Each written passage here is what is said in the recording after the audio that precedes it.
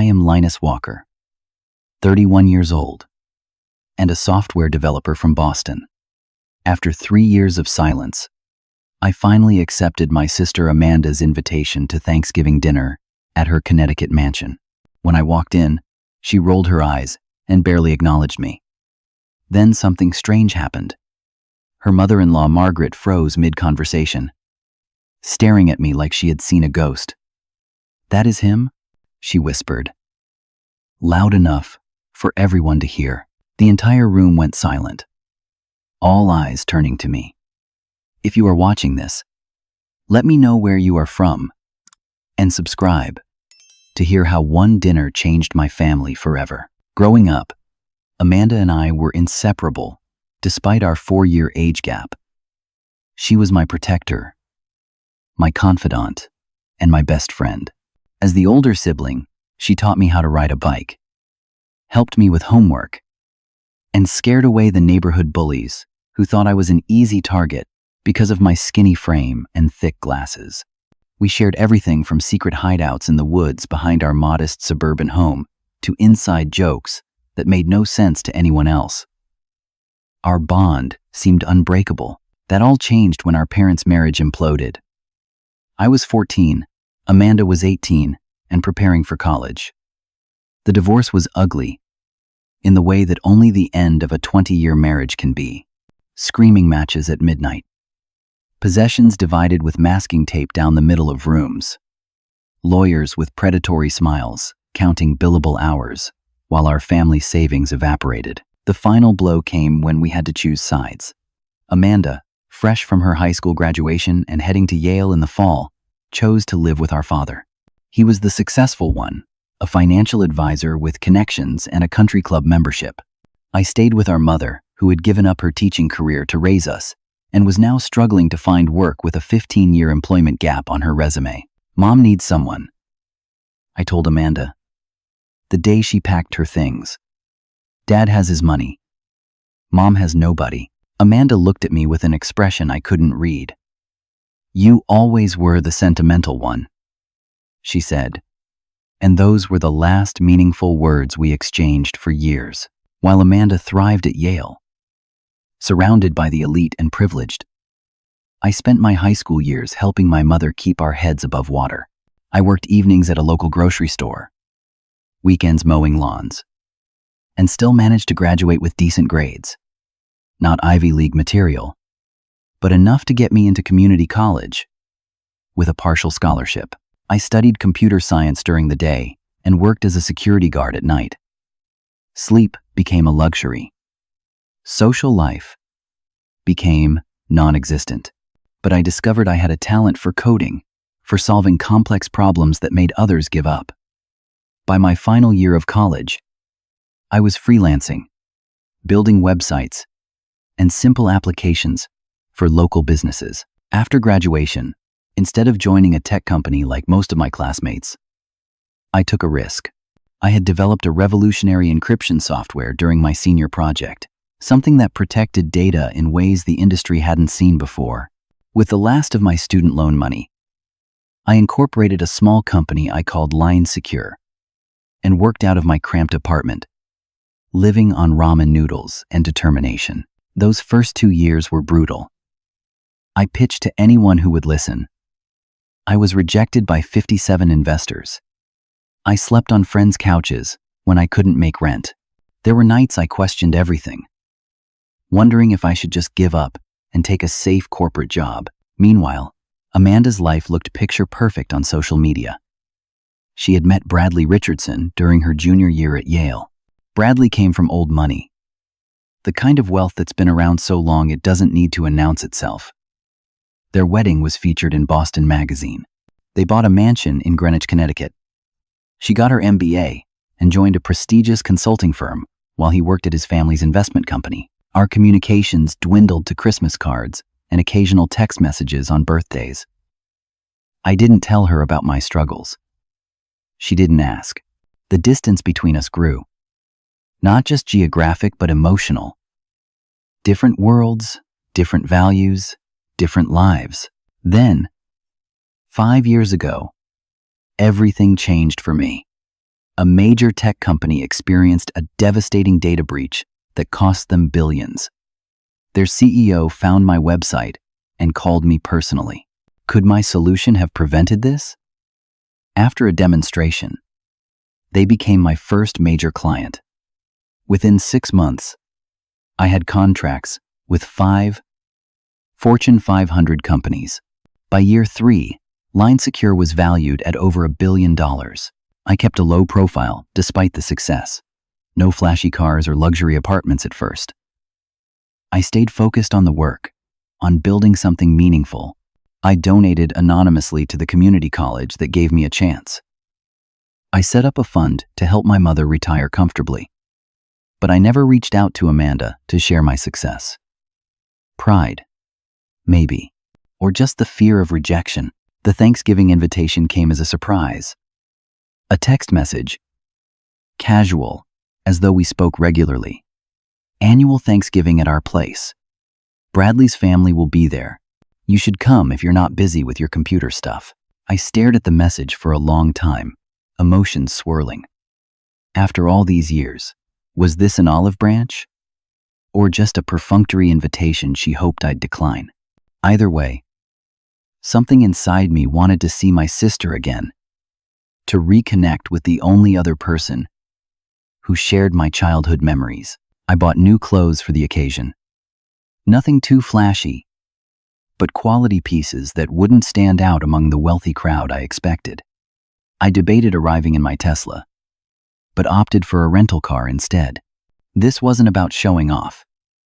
It was about family, about maybe bridging the gap that had grown between us. As I pulled up to the Richardson estate, my stomach knotted with anxiety. The mansion loomed large, all perfect symmetry and old-world elegance, surrounded by manicured lawns and stately maple trees. A dozen luxury cars lined the circular driveway. Through the tall windows, I could see figures moving about, champagne flutes glinting in the early evening light. I checked my reflection in the rearview mirror, adjusted my tie, and took a deep breath. Whatever happened next, I told myself, I was here for the right reasons. I wanted my sister back.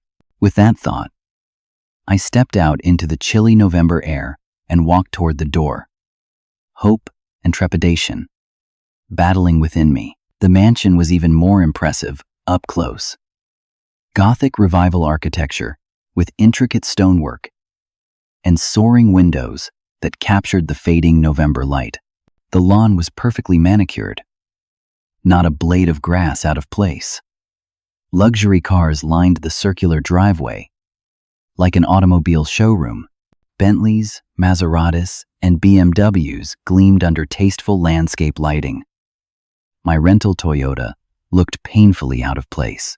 I rang the doorbell, a deep, resonant chime that probably echoed through cavernous hallways inside. Amanda opened the door herself, glass of white wine already in hand.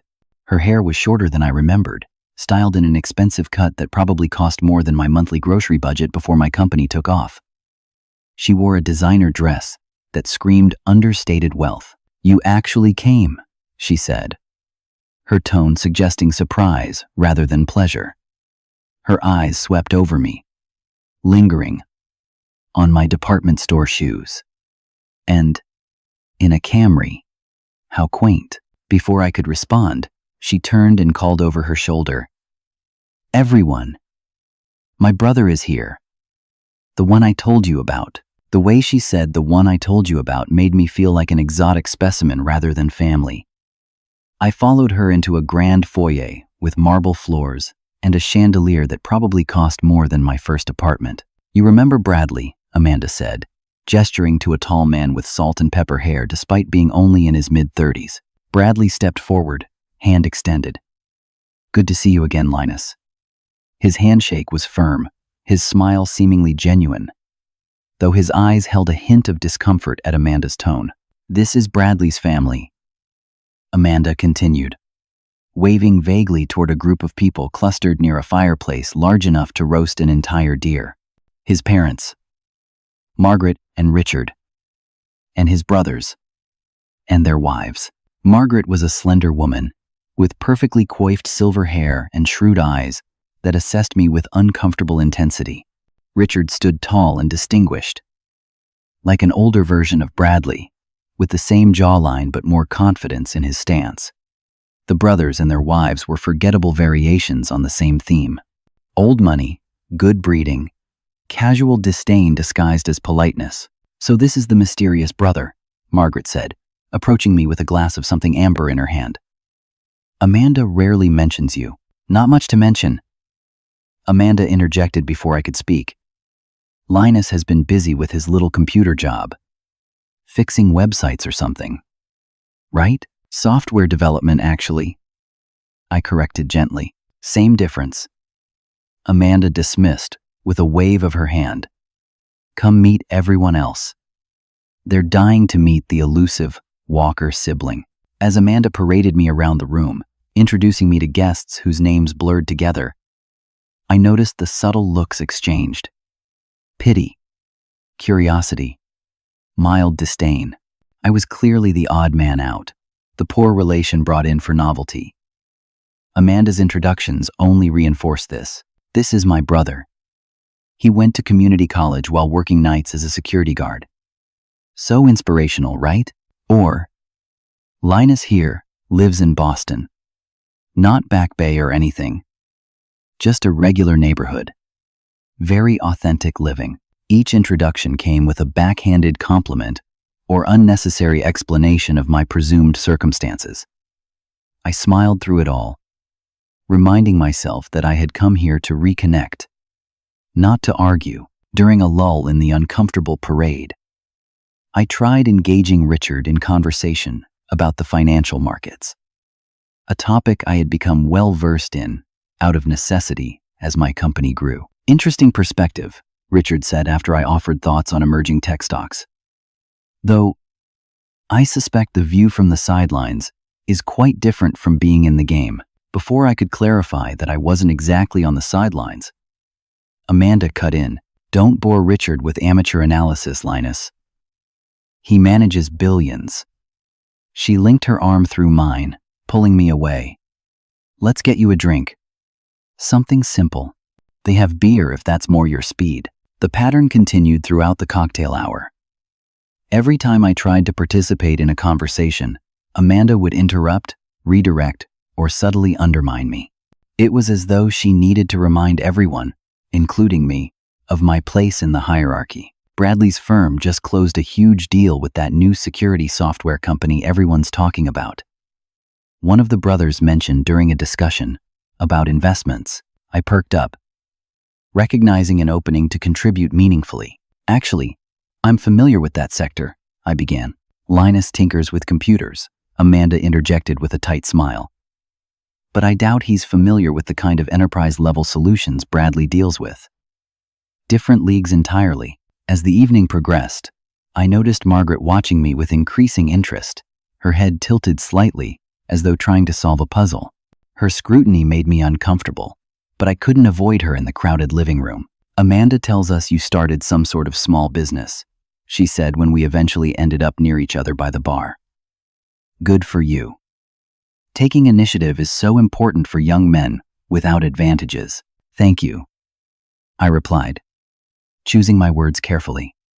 "It's been challenging, but rewarding." "I'm sure," she nodded, eyes narrowing slightly. "What did you say the name of your company was?" Before I could answer, Amanda appeared at my side. "Mother Richardson." "Are you interrogating my poor brother? He's not used to such sophisticated company." Margaret's eyes flicked between Amanda and me, something unreadable in her expression. "On the contrary, I find him quite sophisticated in his own way." Amanda laughed, a brittle sound with no humor in it. "Well, that makes one of us. Come on, Linus.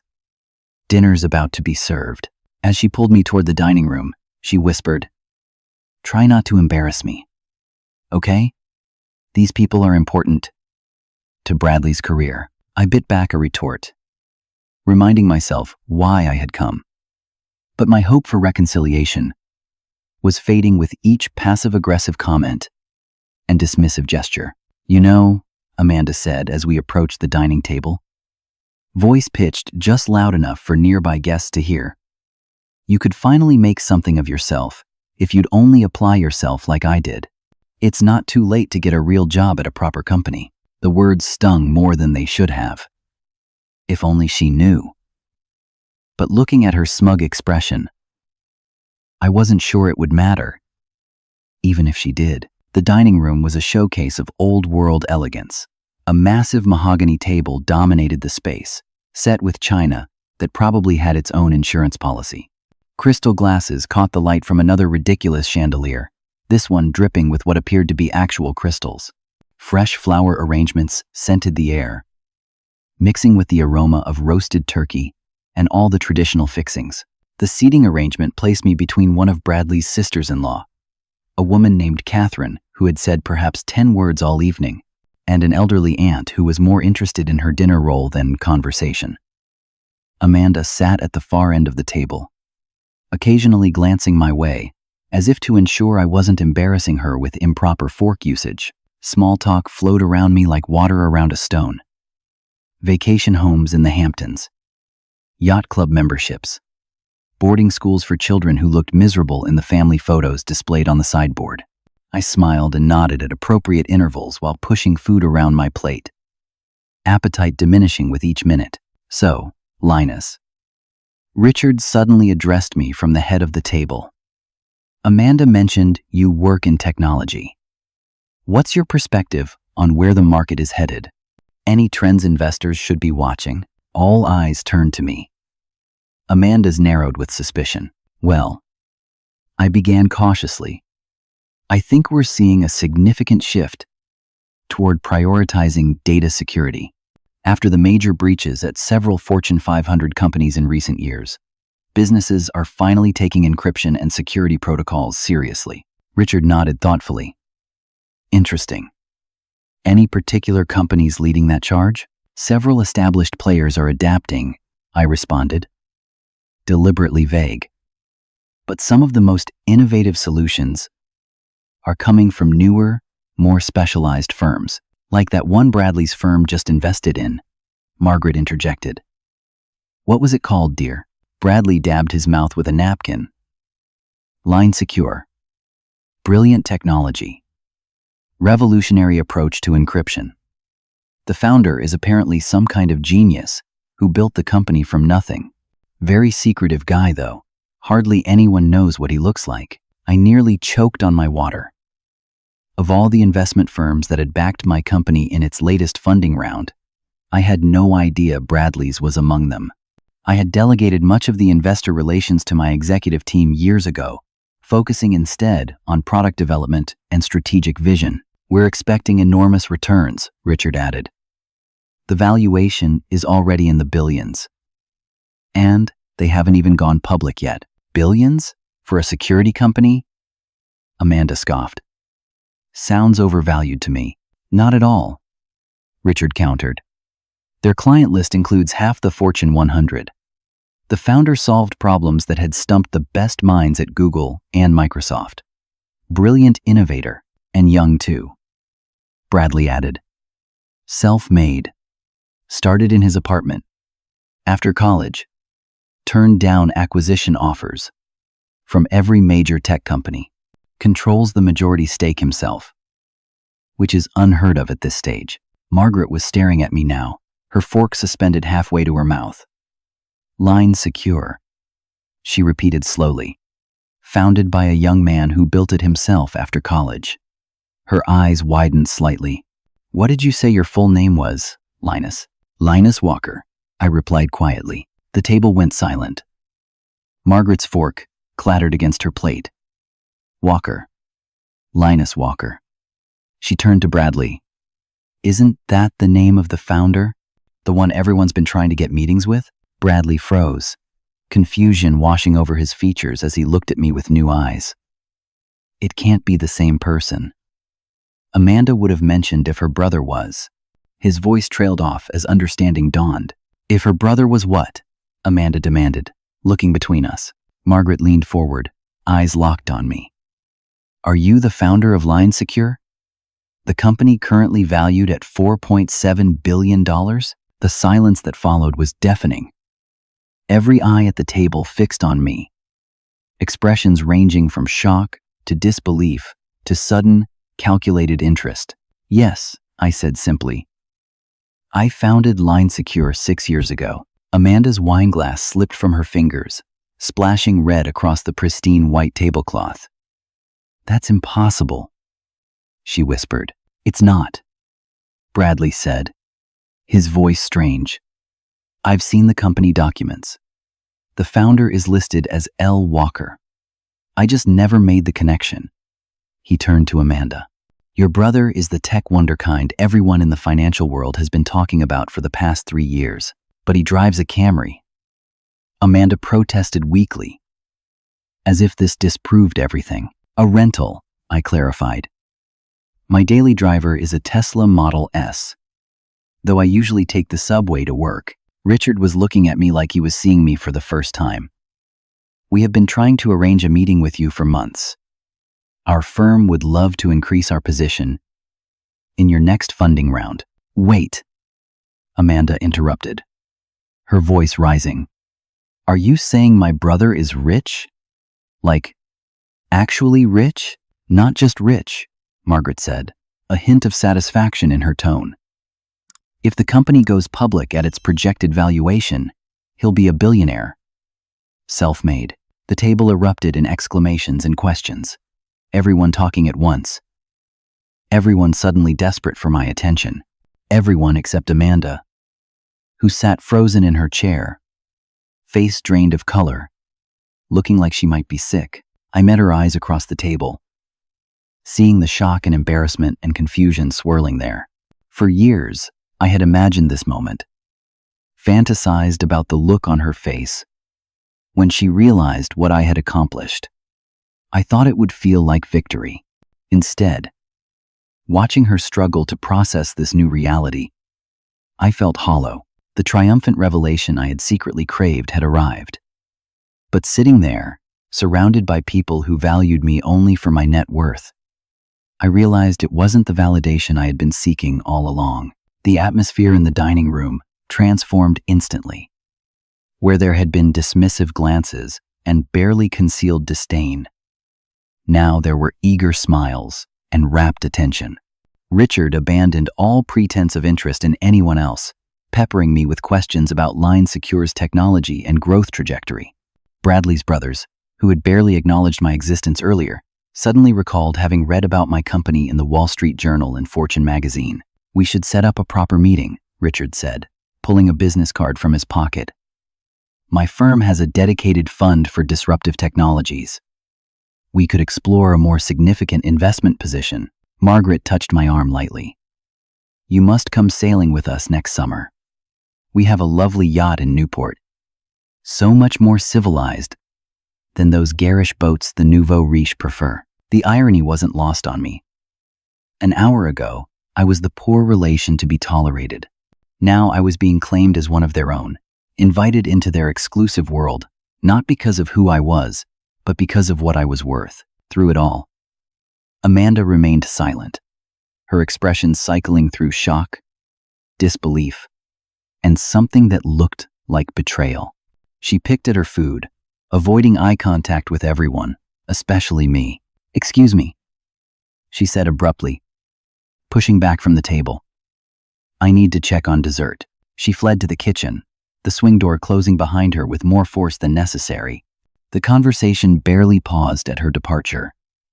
Everyone too busy trying to establish a connection with the suddenly valuable person in their midst. After a few minutes of this transparent networking, I placed my napkin beside my plate. If you'll excuse me, I said, rising from my chair. I should see if my sister needs help. I found Amanda in the kitchen, gripping the edge of a marble countertop, her back to the door. She didn't turn when I entered, but her shoulders stiffened. Why didn't you tell me? She asked, her voice tight with emotion. When would I have told you, Amanda? During one of our many heart-to-heart conversations over the years. I couldn't keep the bitterness from my voice. Pain and calm When would I have told you, Amanda? Or maybe I should have mentioned it in my response to the many times you asked how I was doing. She spun around, eyes flashing. Don't make this about me. You deliberately kept this from me. Let me look like a fool in front of my in-laws. I let you look like a fool? I stepped closer, years of repressed anger bubbling to the surface. You've spent the entire evening belittling me, dismissing me, treating me like some charity case you reluctantly invited to dinner. I didn't know, she protested. That's exactly the point, Amanda. You didn't know because you never bothered to ask. You assumed I was a failure, because that fit the narrative you created. The narrative that justified abandoning Mom and me when things got tough. Her face flushed. I didn't abandon anyone. I went to college, which is exactly what I was supposed to do. You chose Dad's money and connections over family. You watched Mom struggle to keep a roof over our heads and did nothing. That's not fair, she countered, voice rising. Dad paid for my education. Was I supposed to throw that away? Someone in this family needed to succeed, and it couldn't possibly have been me, right? The community college kid with the security guard job. The words tasted bitter on my tongue. Did you ever once consider that I might have ambitions beyond what you prescribed for me? How was I supposed to know? You disappeared, Linus. After Dad remarried, you stopped coming to family events. I stared at her, incredulous. Stopped coming? I was never invited. Not to Dad's wedding, not to holidays, not to anything. Amanda's certainty faltered. That's not. Dad said he always invited you, but you were too busy with your little projects. He lied, I said flatly. He cut me off completely when I stayed with Mom. Said, I made my choice and had to live with the consequences. Confusion crossed her face. No, that's not right. He always talked about reaching out to you. Said you rejected his attempts to reconcile. When's the last time you actually saw Dad speak to me? Call me? Even text me? I challenged. Think, Amanda. Really. Think. She opened her mouth to respond, then closed it again. Doubt creeping into her expression. He manipulated both of us, I continued. More gently now. Kept us apart, because it was easier than admitting he abandoned his son for choosing the wrong parent in his mind. No, she shook her head. But there was less conviction in her denial. He wouldn't do that. The same man who cheated on Mom for years? Who left her with nothing after 2 decades of marriage? Who threatened to cut off your tuition if you kept in contact with her? I raised an eyebrow. That man wouldn't lie to maintain his perfect image? Amanda leaned back against the counter, the fight draining from her. Why are you telling me this now? Just to hurt me? To get revenge? For how I treated you tonight? I'm telling you because for 3 years I've been waiting for my sister to call me, to ask how I'm doing, to care about my life. Instead, I got a pity invitation to Thanksgiving, where you treated me like an embarrassing secret until you found out I'm worth billions. Tears welled in her eyes. It wasn't a pity invitation. Then what was it? I don't know, she admitted, voice breaking. I missed you, but I didn't know how to reach out after so long. And then, when you showed up, looking so normal, I fell back into old patterns of treating me like I'm beneath you. She flinched. That's not fair, isn't it? You've spent the evening making sure everyone knew I wasn't in your league. My brother with his little computer job. He went to community college. Every introduction came with a qualifier to make sure no one confused me with someone who belonged here. I didn't mean it like that. How did you mean it then? I demanded. She had no answer, just stared at me with tears streaming down her cheeks. I sighed, suddenly exhausted. I should go. This was a mistake. No, she said quickly, reaching for my arm. Please don't leave. Not like this. I looked at her hand on my sleeve. Then, at her face.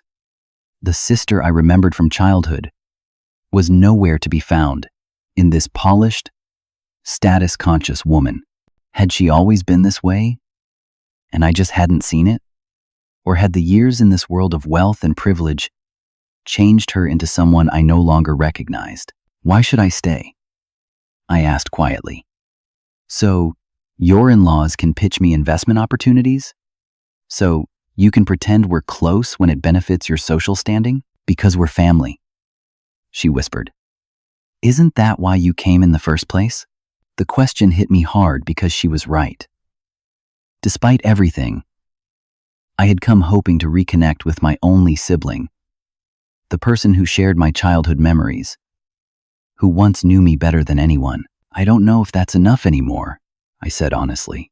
We stood in silence, the sounds of conversation drifting in from the dining room.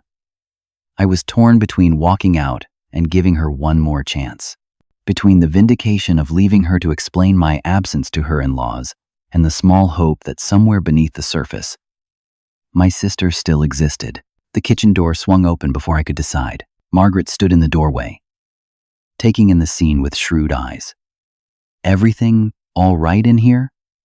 The natives are getting restless waiting for dessert. Amanda hastily wiped her eyes. We're fine. Just catching up. I'll bring out the pumpkin pie in a minute. Margaret nodded, but made no move to leave. Perhaps Linus would like some fresh air first? The terrace has a lovely view of the gardens. Even in November, it was a transparent attempt to separate us. But I welcomed the escape. Fresh air sounds good, I agreed, not looking at Amanda. I followed Margaret through a set of French doors onto a stone terrace with wrought iron furniture and heat lamps fighting against the November chill. The gardens beyond were shrouded in darkness, but illuminated enough to hint at their daytime grandeur. I apologize for the ambush in there, Margaret said, gesturing toward the dining room. Richard gets excited about potential investments. I'm used to it, I replied, leaning against the stone balustrade. Though, usually people know who I am before the pitches start. Margaret smiled, a genuine expression that softened her aristocratic features. I suspect that's why you keep such a low profile. Quite refreshing in this age of celebrity CEOs and Instagram entrepreneurs. I studied her, trying to gauge her angle. I'm not interested in additional investors at the moment. She laughed, a warm sound that surprised me. I'm not here to pitch you, Linus. Contrary to appearances, not everything in my life revolves around my husband's business interests. Then what does bring you out here? Social rescue for Amanda's embarrassing brother? Perhaps I recognize something in you. She pulled her cashmere wrap tighter around her shoulders. Did Amanda ever tell you I grew up in Southie? The revelation startled me. South Boston was worlds away from the life Margaret now lived. No. She never mentioned it. I don't imagine she would. It doesn't fit the narrative of the Richardson family legacy. Margaret gazed out over the darkened garden. My father was a dock worker. My mother cleaned houses for families like the one I married into. I wore secondhand clothes and qualified for free lunch at school. How did you end up? I gestured vaguely at the mansion behind us. At Wellesley, I met Richard's sister. She invited me to a family event where I met Richard. The rest, as they say, is history. She turned to face me, but I never forgot where I came from. Even when everyone around me seemed determined to pretend it never existed. Is there a point to this story? I asked, though less harshly than I might have before her revelation. The point is that I understand what it's like to straddle two worlds. To have family who don't recognize you anymore because money changes how people see you, even when it doesn't change who you are. Her words hit closer to home than I cared to admit. Amanda treated me like a charity case before she knew about my company, and now she's probably terrified you'll never forgive her for it, Margaret observed. Wealth creates invisible walls, Linus. Sometimes we build them ourselves, sometimes others build them for us, but they're rarely as impenetrable as they seem. She had 12 years to reach out, I pointed out. It took her this long to even invite me to dinner, and yet you came, Margaret countered.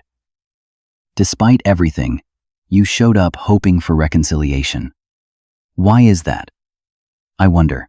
Before I could respond, we heard the French doors open. Amanda stood hesitantly at the threshold, a conflicted expression on her face. "Dessert's ready," she said. Her voice smaller than I'd heard it all evening. Margaret nodded. "I think I'll check on Richard. Make sure he's not plotting a hostile takeover of someone's company over coffee." She touched my arm lightly as she passed. "Remember what I said about walls, Linus? With Margaret gone." Amanda and I stood in awkward silence. She took a tentative step onto the terrace. I heard part of what she said. About Southie. I had no idea. "Apparently there's a lot we don't know about each other," I replied. She wrapped her arms around herself, looking younger and more vulnerable than she had all evening. "I'm sorry, Linus, for how I acted tonight. For a lot of things." The words were clearly difficult for her to say. Amanda had never been good at apologies, even as a child. That she was attempting one now felt significant. "Why did you invite me tonight?" I asked. "The truth this time," she sighed, moving to stand beside me at the balustrade. "Bradley's been asking about you. Said it was strange he knew so little about his brother-in-law. And Dad mentioned you might be doing better financially, which made me curious." She grimaced. "That sounds terrible, doesn't it? At least it's honest. But it's not the whole truth," she admitted.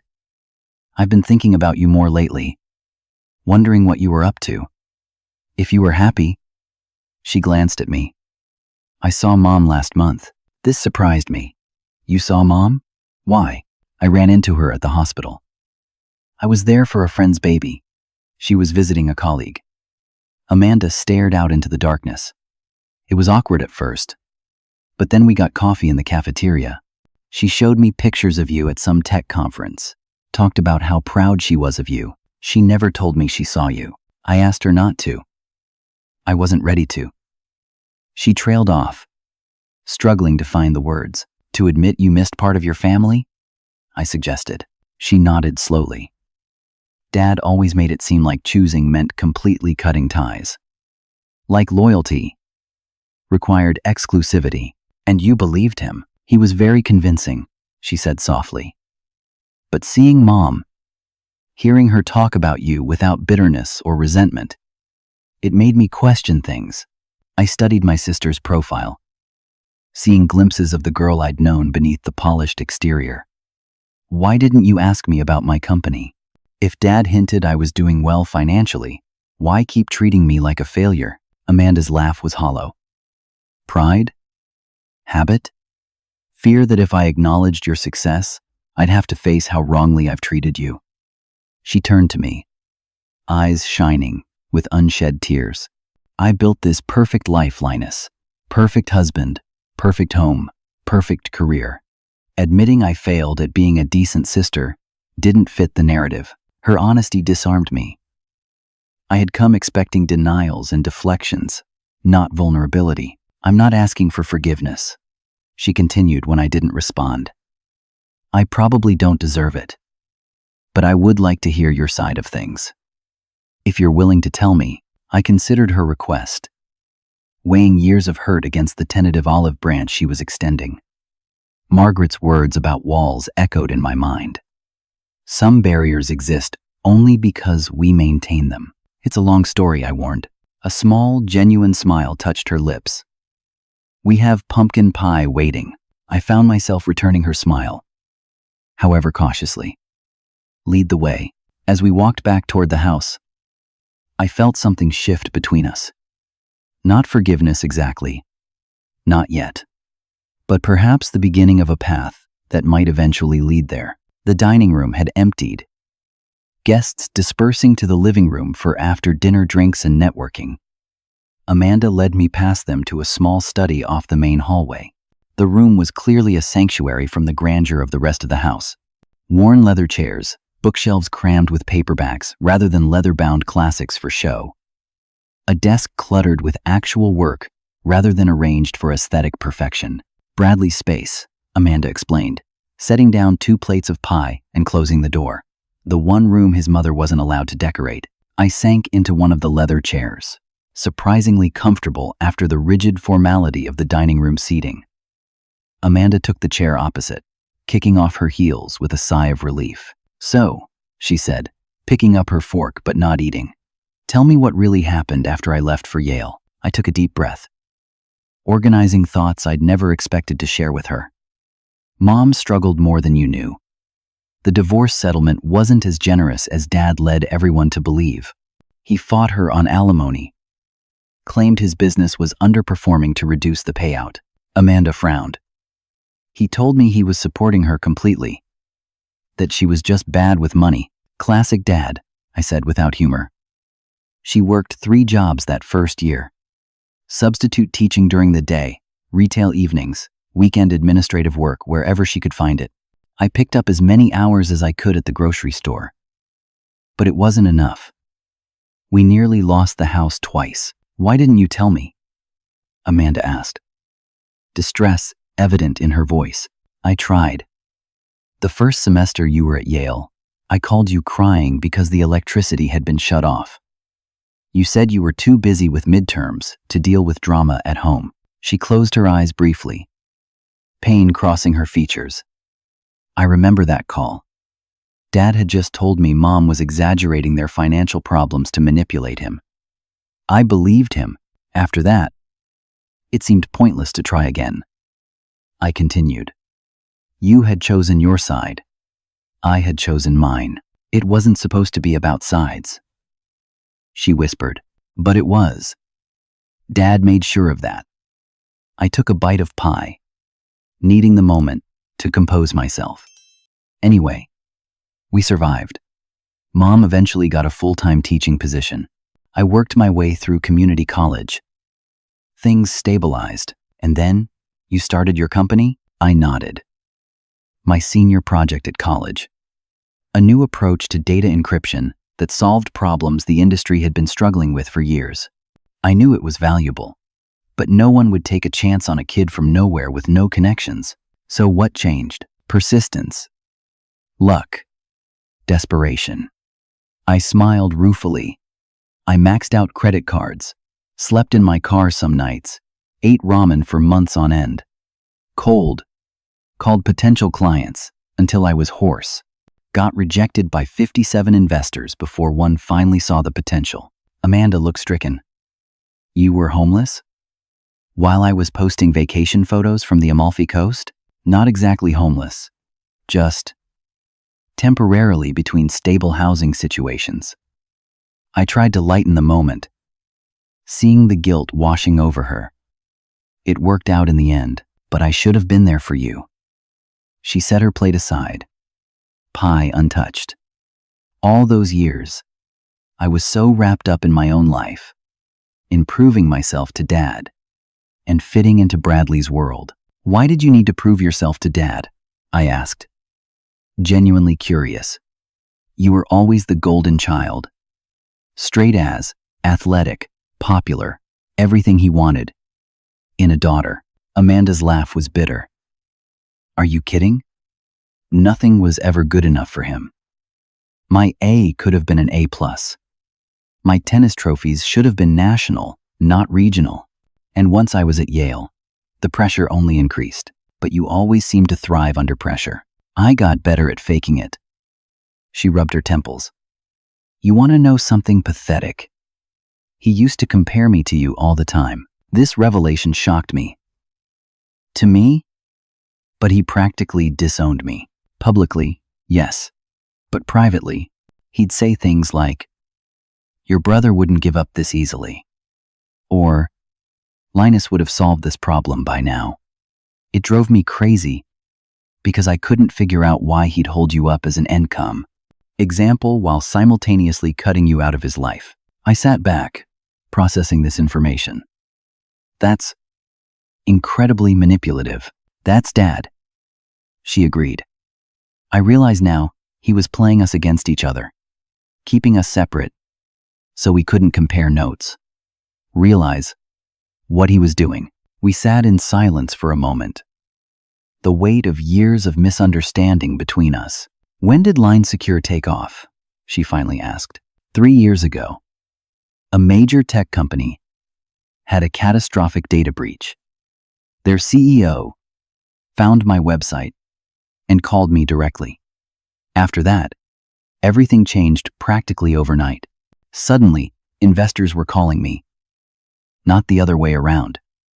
We expanded from 3 employees to 30 in 6 months. Now we have offices in 4 countries and over 200 staff. And you never thought to share this with your sister? There was hurt in her voice, but not accusation. Would you have cared? I asked honestly. The Amanda I knew these past few years seemed more interested in status and appearances than her brother's startup success. She flinched, but nodded slowly. That's fair. I became someone I'm not sure I like very much. Who did you want to be? I asked, softening my tone. Before all this, I gestured vaguely at the mansion around us. A sad smile touched her lips. An artist, actually. I was good at it too. But Dad said art was a hobby, not a career. So I got my MBA instead and joined a consulting firm where I make PowerPoint presentations instead of paintings. You could still paint, I pointed out. You certainly have the financial freedom to pursue it now. Maybe, she said, though she didn't sound convinced. It's been so long. I'm not sure I remember how to create anything authentic anymore. The conversation lulled, both of us contemplating the paths not taken. There's something I still don't understand, I said finally. Why did you never reach out after Dad remarried? Even if he lied about inviting me to the wedding, surely you realized something was wrong when I never showed up to family events. Amanda looked away, shame evident in her posture. I told myself you were busy, that you resented us for having money while you struggled, that you were avoiding family out of pride or anger. She met my eyes reluctantly. The truth is, I was afraid. Afraid of what? That you hated me, that you'd reject me if I tried to reconnect, that you'd force me to choose between you and the life I'd built. She twisted her napkin in her hands. So I took the coward's way out and maintained the status quo. Her honesty was disarming. I had spent years building Amanda up as a villain in my mind, someone who had callously abandoned her family for wealth and status. The reality was more complicated, more human. I never hated you, I said quietly. I was hurt, disappointed, sometimes angry. But you're my sister. That never changed. Tears spilled down her cheeks. Even after how I treated you tonight was.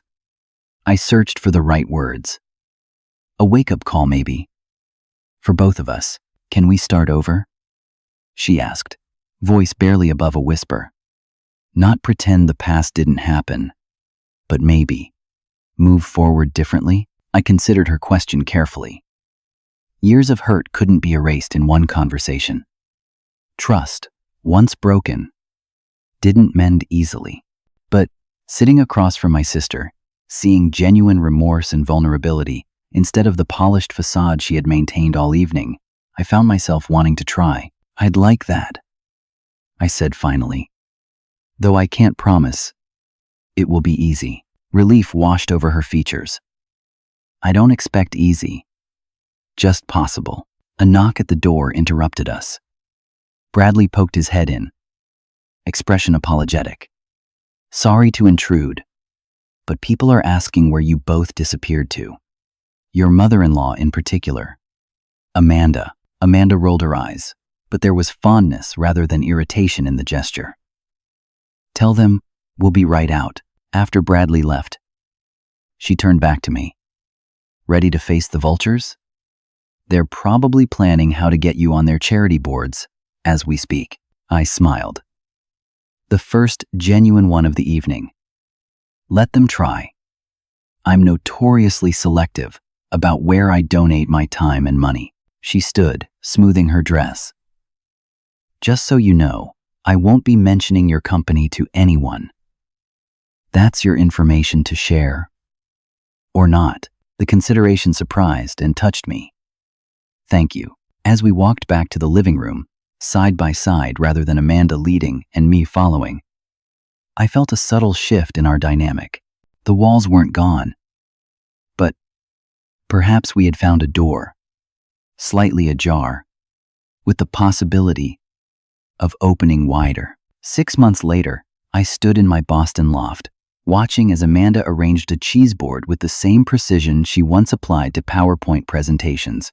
Sunday dinner had become our new tradition, alternating between my place and theirs. Though Bradley and Amanda made the trip to Boston, more often than not. "You're obsessing over the cheese again," I teased, handing her a glass of wine. She smiled, accepting the glass. Old habits die hard. Though I'm getting better at embracing imperfection, it was true. The Amanda arranging cheese in my kitchen was markedly different from the woman who had rolled her eyes at me that Thanksgiving night. Her hair was longer now, less severely styled. She wore jeans and a casual sweater instead of designer dresses. Most notably, there was a smudge of blue paint on her wrist that she hadn't bothered to wash off. The doorbell rang, and I moved to answer it. Bradley entered carrying a bottle of wine, followed by my mother, whose relationship with both Amanda and me had strengthened considerably over the past months. "Traffic was terrible," Mom announced, hugging me tightly. "But worth it to see my children together." The simple joy in her voice still caught me by surprise sometimes. After decades of family dysfunction, the healing that had occurred since Thanksgiving seemed nothing short of miraculous. Bradley had made the most surprising transformation. With my backing, he had broken away from his family's investment firm to start his own boutique operation, specializing in supporting technology startups founded by people from disadvantaged backgrounds.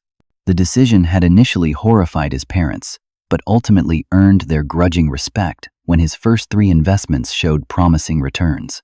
"How's the painting coming along?" Mom asked Amanda, as we settled in the living area with drinks and appetizers. Amanda's face lit up. "I finished the seascape yesterday. It's not perfect, but it feels authentic." "She's being modest," Bradley said, pride evident in his voice. "The gallery owner I introduced her to wants to include it in an upcoming show featuring emerging artists." "That's wonderful," Mom exclaimed. Amanda blushed, but didn't deflect the praise as she once might have. "It's terrifying, actually, but exhilarating too." I watched the interaction with a sense of wonder. 6 months ago, I couldn't have imagined this scene. Amanda pursuing her passion for art, Bradley breaking free from family expectations, my mother comfortably sharing space with the daughter who had once chosen a different path, me opening my home and heart to family again. The journey hadn't been smooth. There had been difficult conversations, moments of backsliding, old wounds accidentally reopened. Amanda and I had needed separate therapy sessions and occasional joint ones to navigate the complicated terrain of our shared history. But the effort had been worth it. "I've been thinking about something," I said as we moved to the dining table for dinner. "The foundation I started for first-generation college students is expanding its focus. We're adding a program specifically for young entrepreneurs from disadvantaged backgrounds." "That's perfect for you," Mom said, squeezing my hand. "Actually, I was hoping Amanda might consider joining the board." I looked at my sister. "Your experience in both business and art would bring a valuable perspective." Amanda looked genuinely surprised. "You want me involved?" "If you're interested," I said. "No pressure either way. I'd be honored," she replied, emotion making her voice slightly husky. "Thank you for trusting me with this." As our meal progressed, conversation flowing easily between topics serious and lighthearted, I reflected on the strange journey that had brought us to this point. My success had illuminated problems within my family that money couldn't solve. It had forced uncomfortable truths into the open, but it had also created opportunities for healing that might otherwise never have occurred. We still maintained boundaries with our father. He had reached out after news of my company's success became public knowledge, suddenly eager to reconnect with the son he had effectively disowned. While neither Amanda nor I cut him off completely, We established clear parameters for his involvement in our lives. He wasn't invited to our Sunday dinners. Some wounds were too deep for complete reconciliation. But we had found a way to honor our connection to him without allowing his manipulative behavior to poison our rebuilt relationships. "What are you thinking about so seriously over there?" Amanda asked, nudging me with her elbow, "Just reflecting on how much has changed." I replied honestly, "A year ago, I was convinced you saw me as nothing more than an embarrassing relation to be tolerated, and I was convinced you wanted nothing to do with me," she countered. "We wasted a lot of time making assumptions instead of simply talking to each other. The walls we build to protect ourselves often become our prisons," I observed. "I was so focused on proving my worth through success that I forgot what really mattered, and I was so afraid of not measuring up that I created a persona even I couldn't live with," Amanda added. Mom looked between us, tears glistening in her eyes. "I'm just grateful you both found your way back to each other. Family is too precious to lose. To pride or misunderstanding." Bradley raised his glass. "To second chances and new beginnings." We clinked glasses, the simple gesture symbolizing something profound about forgiveness and growth. Later, as my family prepared to leave, Amanda hung back, while Mom and Bradley went ahead to the car. "Thank you," she said simply. "For dinner? It was just pasta." She shook her head. "For giving me a chance to be your sister again. For showing me that it's never too late to rebuild what matters." I hugged her, the gesture now natural where once it would have been awkward. "Thank you for meeting me halfway." After they left, I stood at my window overlooking the Boston skyline, reflecting on the lessons of the past 6 months. Success had brought me financial freedom and professional recognition, but reconnecting with my family had brought me something far more valuable. The wealth that truly mattered wasn't in my bank accounts or company valuation. It was in Sunday dinners, honest conversations, and the courage to be vulnerable with the people who knew me longest. I had learned that authenticity mattered more than either poverty or wealth. That forgiveness freed not only the forgiven, but also the forgiver from the prison of bitterness. That communication could prevent years of needless pain and separation. Most importantly, I had discovered that the walls dividing us from those we love are often built on misunderstandings and fear, reinforced by pride and maintained by silence. Breaking them down required courage, honesty, and the willingness to risk being hurt in the pursuit of something more valuable than protection. If you are watching this and have a family relationship that needs healing, I encourage you to take that first step. It might be the hardest thing you ever do, but also the most rewarding. Share your story in the comments below. Have you experienced a family reconciliation? What made it possible? Like and subscribe if this story resonated with you, and share it with someone who might need to hear that healing is possible, even after years of estrangement. Thank you for listening. And remember that sometimes the greatest wealth comes from the connections we rebuild rather than the fortunes we amass.